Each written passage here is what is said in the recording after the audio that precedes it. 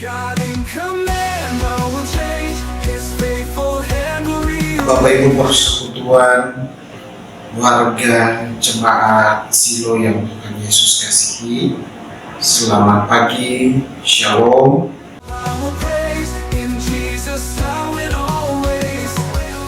Sebelum kita melakukan aktivitas kita di hari ini, bahkan sepanjang usul pergumulan kita, mari kita minta tuntunan kuasa Tuhan bagi kehidupan kita lewat firman Tuhan yang akan kita baca dan refleksi yang akan kita dengar sebagai panduan bagi kita untuk masuk dan menjalani hari-hari hidup kita. Sebelumnya mari kita minta tuntunan kuasa Roh Kudus untuk pembacaan dan pemberitaan firman Tuhan ini.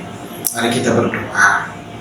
Ya Allah terkasih, kami akan mendengarkan firman dan kebenaran-Mu yang akan kami baca dari dalam Alkitab sebagai suluh dan terang pada jalan kami ketika kami akan menapaki hari-hari hidup kami di usbu yang baru ini Tuhan.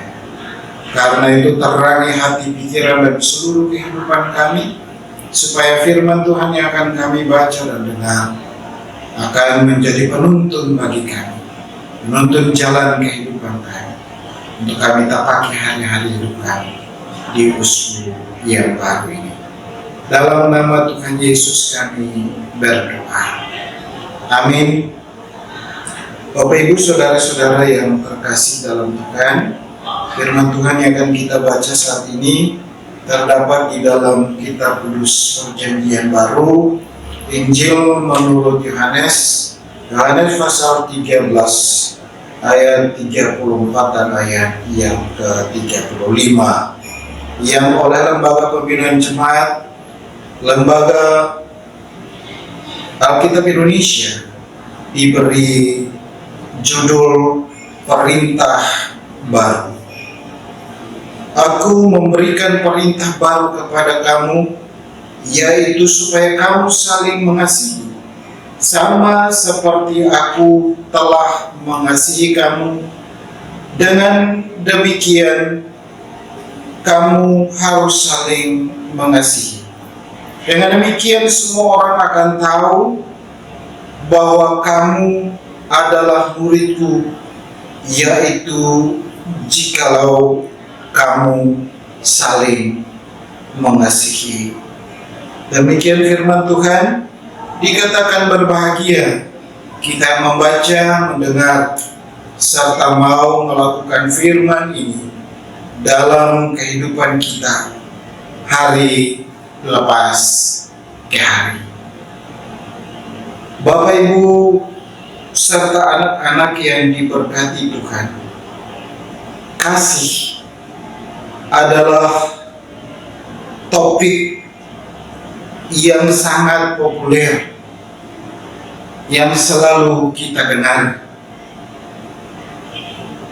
baik lewat mimbar-mimbar pemberitaan, tetapi juga topik yang selalu dibicarakan dalam pertemuan-pertemuan kebaktian, supaya kasih itu harus menjadi prioritas utama dalam seluruh tingkah laku kehidupan kita.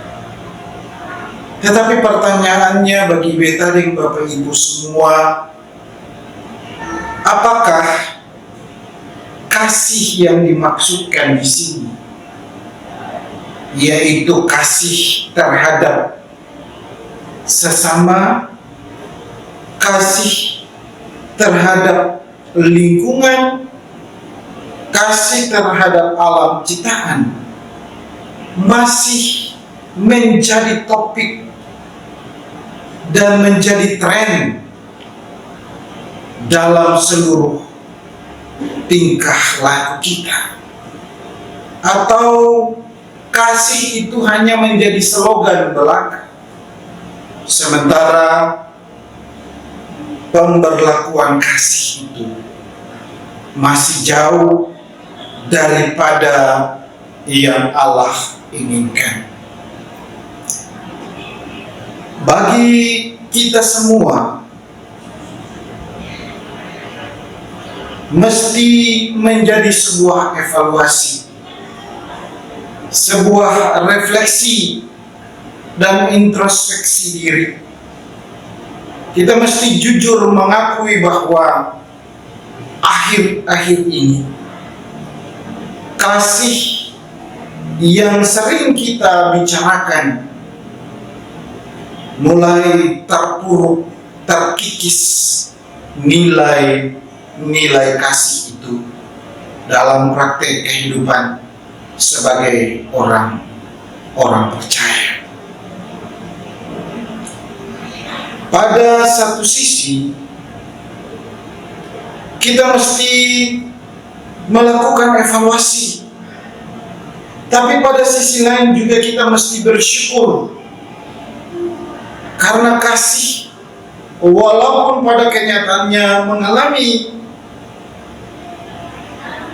keterpurukan, terkikis nilai-nilai kasih itu dalam kehidupan kita, tetapi kasih masih menjadi topik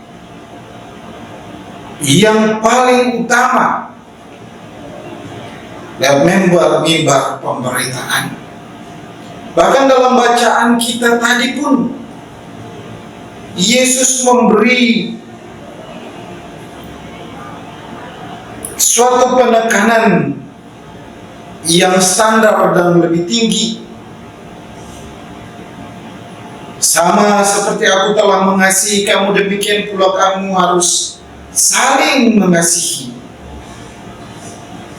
Menunjukkan betapa Yesus memilih para muridnya agar melalui mereka dunia dapat melihat manifestasi kasih Allah.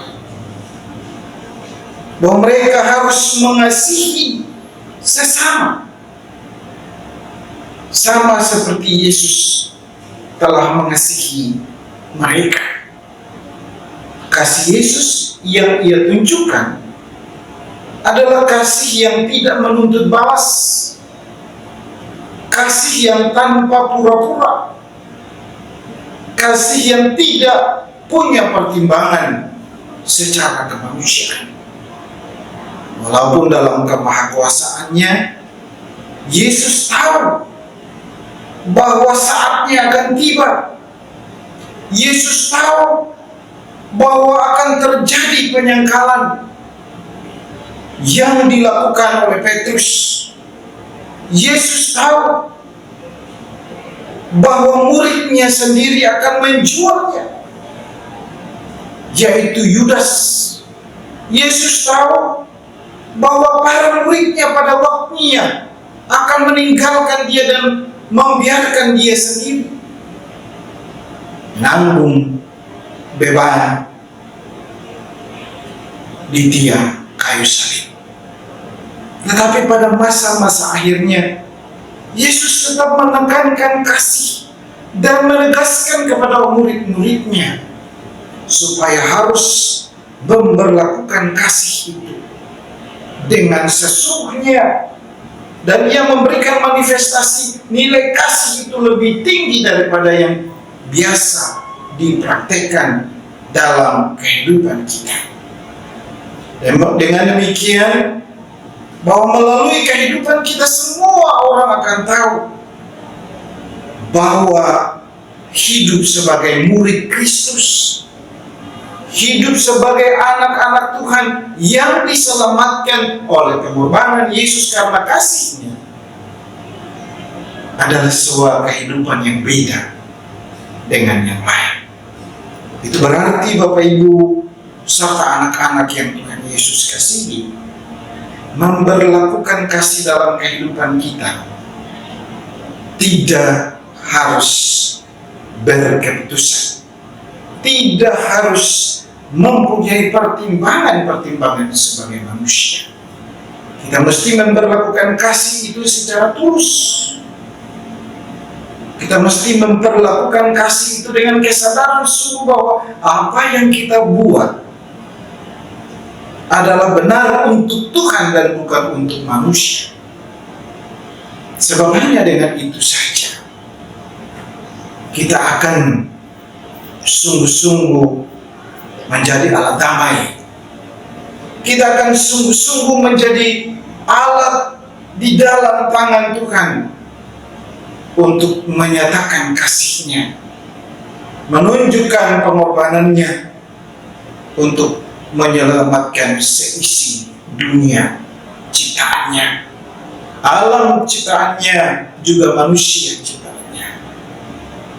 Kalau itu sudah kita lakukan, maka tujuan dari Yesus memilih murid untuk menjadi saksi Injil, nama kita akan juga termasuk di dalam deretan nama-nama murid Yesus yang mengasihinya, yang memperlakukan kasih itu kepada orang lain dan tidak punya pertimbangan sebagai manusia. Sebab itu Bapak Ibu serta anak-anak yang Tuhan Yesus kasih, ketika kita hendak memperlakukan kasih, satu hal yang mesti kita lakukan lebih dulu adalah membuka diri supaya roh Tuhan ada pada kita, membuka kehidupan ini, membawanya kepada Tuhan, mempersembahkan hidup ini pada Tuhan, supaya menuntun kita dengan Roh Kudus dan memberikan kesucian hidup, sehingga kita dimampukan untuk menyelamatkan, menolong orang lain dalam kasih dan kemuliaan Tuhan. Saya percaya hanya dengan itu saja keselamatan akan menjadi milik kita lewat kasih setia kepada Tuhan. Ia telah lebih dulu mengasihi kita. Karena itu kita harus melakukan kasih dalam kehidupan kita hari lepas hari. Tuhan menolong dan menyertai kita semua.